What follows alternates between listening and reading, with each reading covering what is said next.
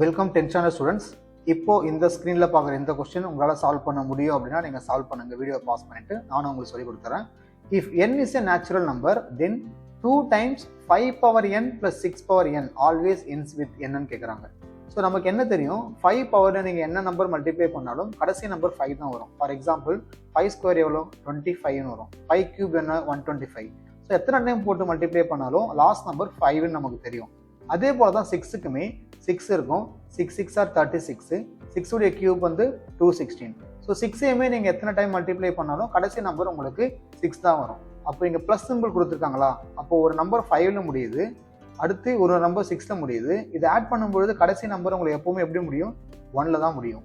ஆனால் இங்கே வெளியில் 2 இன்ட்டுன்னு கொடுத்துருக்காங்க. அப்போ 2 டைம்ஸ் அந்த நம்பர் நீங்கள் மல்டிப்ளை பண்ணும்பொழுது அதுக்கான ஆன்சர் கடைசியில் உங்களுக்கு அகைன் 2ல தான் முடியும்.